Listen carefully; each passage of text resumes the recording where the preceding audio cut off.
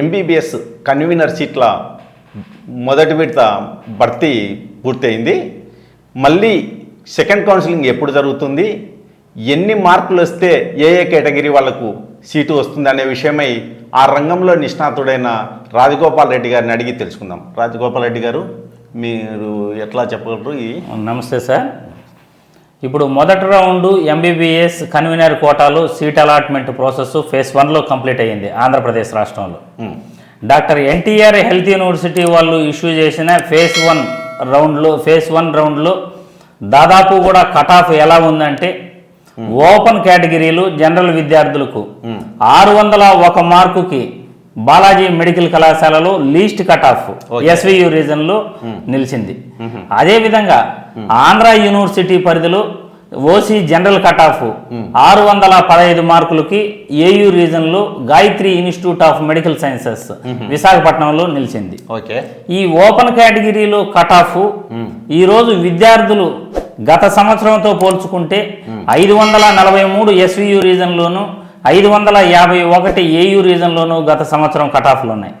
కానీ ఈ సంవత్సరం అమాంతం ఇన్ని మార్కులు పెరుగుతుందని ఏ ఒక్కరు కూడా ఆలోచించలేదు.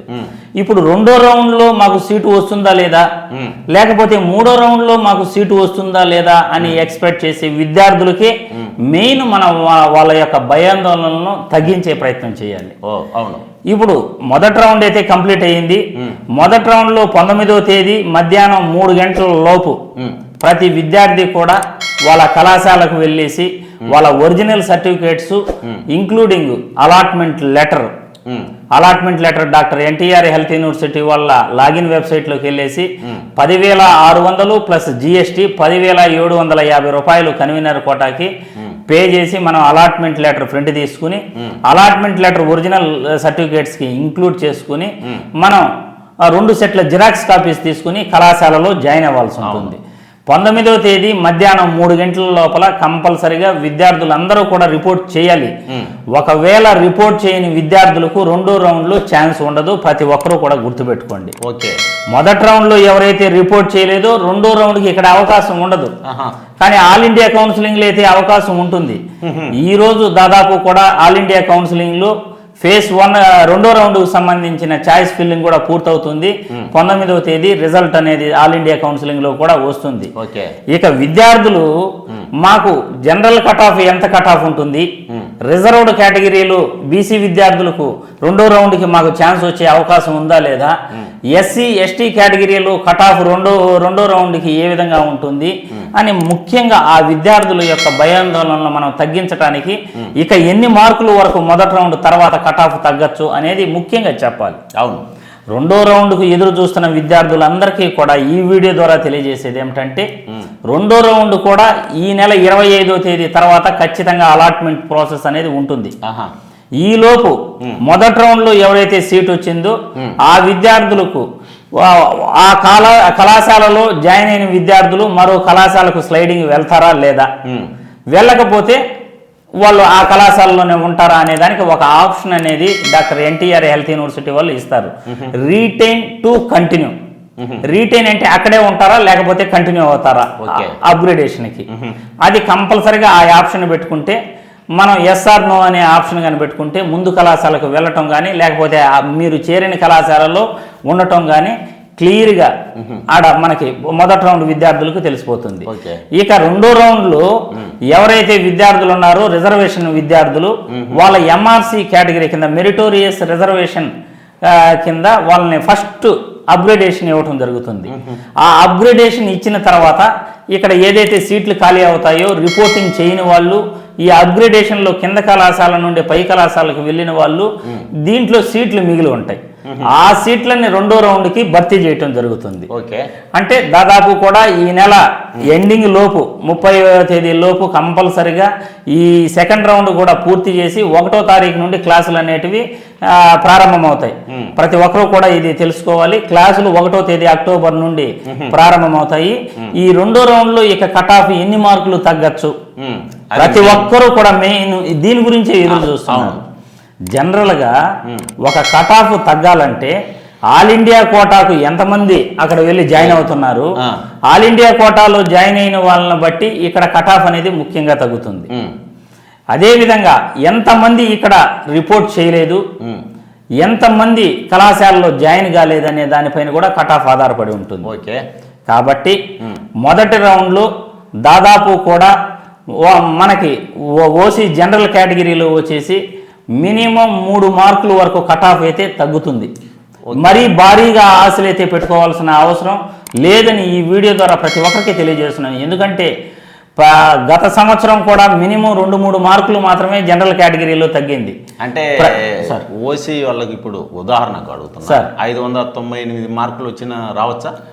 ఛాన్సెస్ ఉన్నాయి సార్. ఎస్వియు రీజన్లో 601 ఓసీ జనరల్ కట్ ఆఫ్ కాబట్టి వాళ్ళకు వచ్చేసి 601 ఉన్న వాళ్ళకి 598, 95 వరకు కూడా ఛాన్స్ ఉంటుంది. మనం లేదైతే చెప్పలేం, లేదని అయితే చెప్పలేం. కాబట్టి ఎస్వియు రీజన్లో 595 వరకు కట్ ఆఫ్ అయితే తగ్గే అవకాశాలు ఉన్నాయి. కానీ మినిమం 3 మార్కులు అయితే ఖచ్చితంగా తగ్గుతుందని మనం చెప్పొచ్చు. అదేవిధంగా ఏయూ రీజన్లో కూడా 615 నుండి 610 మార్కుల వరకు కట్ ఆఫ్ అనేది తగ్గే అవకాశాలు ఉన్నాయి 2వ రౌండ్కి. కాబట్టి ప్రతి విద్యార్థికి తెలియజేసేది ఏమిటంటే ఓపెన్ కేటగిరీలు జనరల్ కట్ ఆఫ్ వచ్చేసి ప్రతి మెడికల్ కళాశాలలోనూ 3 మార్కుల నుండి 5 మార్కుల వరకు వేరియేషన్ అయితే ఖచ్చితంగా ఉంటుంది. ఇకపోతే ఓబీసీ క్యాడర్లో రిజర్వేషన్ ఉన్న విద్యార్థులు, ఈ బీసీ విద్యార్థులు బీసీఏకి వచ్చేసి కట్ ఆఫ్ 561 ఎస్వియు రీజన్లోను 568 వరకు ఏయూ రీజన్లోనూ కట్ ఆఫ్ అయితే నిలిచింది. అదేవిధంగా బీసీబీ విద్యార్థులు 556, 569 ఏయూ రీజన్లో కట్ ఆఫ్ అయితే నిలిచింది. కాబట్టి ఈ 550 పైన ఏ కట్ ఆఫ్ అయితే నిలిచిందో వాళ్ళకు కూడా ఓబీసీ విద్యార్థులు కూడా మినిమం 5 మార్కుల వరకు, 5 మార్కుల వరకు, 3 నుండి 5 మార్కుల వరకు, కొన్ని కేటగిరీలో వచ్చేసి 2 మార్కులే కట్ ఆఫ్ ఉండొచ్చు, కొన్ని కేటగిరీలో వచ్చేసి 1 మార్కు కట్ ఆఫ్ ఉండొచ్చు. కొంతమంది బీసీసీలో అయితే అసలు ఎక్కువ మంది వెళ్ళకుండా పోవచ్చు అన్నమాట, ఎక్కువ తగ్గకుండా పోవచ్చు. కాబట్టి ప్రతి విద్యార్థి కూడా మనం బీసీ కేటగిరీలో ఇక్కడ కూడా 5 మార్కుల వరకు కట్ ఆఫ్ అయితే తగ్గే ఛాన్సెస్ అయితే ఉన్నాయి, 2 మార్కుల నుండి 5 మార్కుల వరకు. ఇక ముఖ్యంగా ఎస్సీ విద్యార్థులకి మనం ఇక్కడ తెలియజేసేది ఏమిటంటే గత సంవత్సరం 551 ఎస్వియు రీజన్లోను 556 ఏయూ రీజన్లోనూ కట్ ఆఫ్ ఉంది. ఈ సంవత్సరం 505 మార్కులకు ఎస్వియు రీజన్లోను 515 మార్కులకు ఏయూ రీజన్లోనూ కట్ ఆఫ్ దాదాపు అక్కడ నిలవటం జరిగింది. వాళ్ళకు కూడా మినిమం 5 నుండి 8 మార్కుల వరకు కట్ ఆఫ్ తగ్గే అవకాశాలు ఉన్నాయి.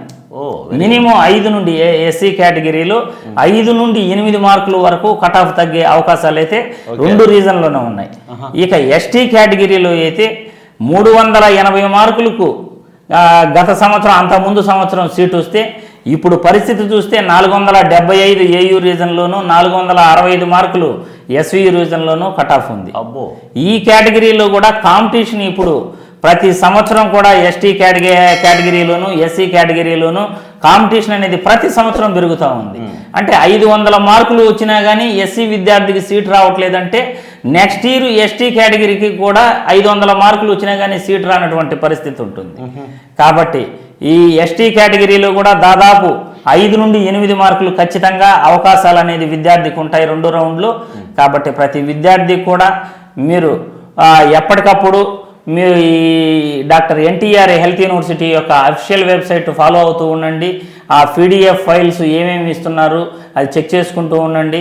ప్రతి ఒక్కరికి కూడా అవకాశాలు రావాలని ఈ వీడియో ద్వారా నేను కోరుకుంటున్నాను. థ్యాంక్ యూ రాజగోపాల్ రెడ్డి గారు. ధన్యవాదాలు. సెకండ్ కౌన్సిలింగ్ కోసం ఎదురు చూసే స్టూడెంట్స్కు ఈ రాజగోపాల్ రెడ్డి గారు ఎంతో విలువైన సమాచారం ఇచ్చారని నేను భావిస్తున్నా. మళ్ళీ ఇలాంటి అప్డేట్స్ మేము ఇస్తూనే ఉంటాం. మీరు వాచ్ చేస్తూ ఉండండి మా ఛానల్ను.